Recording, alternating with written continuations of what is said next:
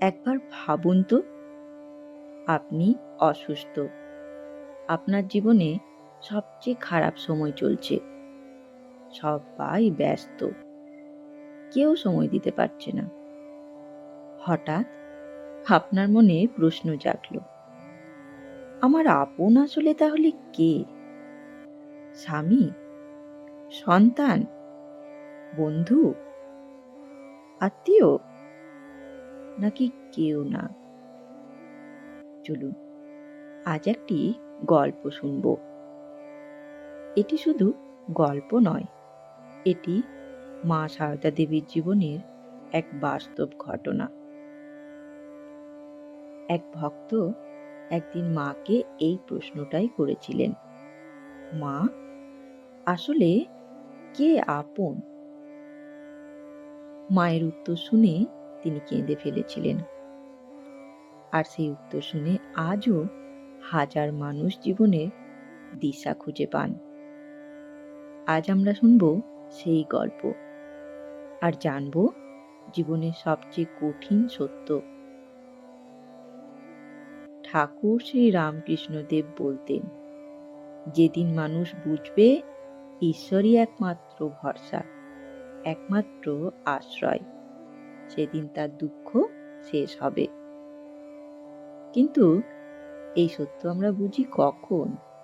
যখন মানুষ আমাদের ছেড়ে যায়, যখন প্রত্যাশা ভেঙে যায়, যখন হৃদয় ভেঙে যায়। এই কারণেই আজকের গল্পটি এত গুরুত্বপূর্ণ। চলুন শুরু করি। একদিন এক গৃহস্থ ভক্ত জয়রামবাটিতে মায়ের কাছে এলেন। তিনি খুব কষ্টে ছিলেন, মনের মধ্যে গভীর দুঃখ। মায়ের সামনে বসে তিনি বললেন, মা, আমার জীবনে এত কষ্ট কেন?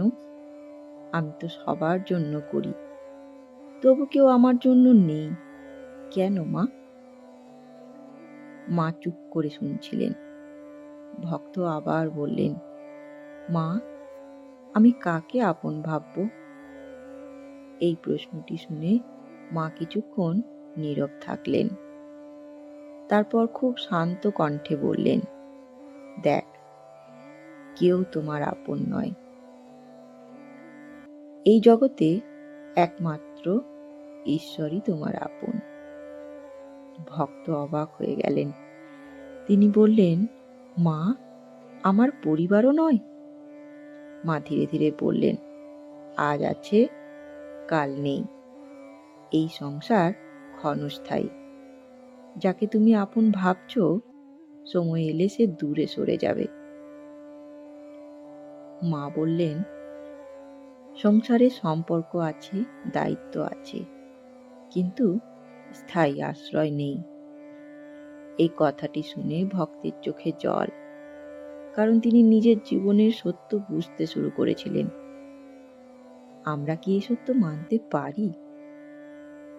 আমরা বলি, আমার ছেলে, আমার মেয়ে, আমার স্বামী, আমার বন্ধু। কিন্তু মৃত্যু এলে সব সম্পর্ক দরজার বাইরে দাঁড়িয়ে যায়। শুধু কে থাকে? শুধু থাকেন ঈশ্বর। চলুন এবার জানি মায়ের শিক্ষা। মা কি আমাদের শিক্ষা দিয়েছেন? শ্রী শ্রী মা সারদা দেবী বলেছিলেন, যে ঈশ্বরকে আপন করে নেয় সে কখনো একা থাকে না। মা কখনো সংসার ছাড়তে বলেননি।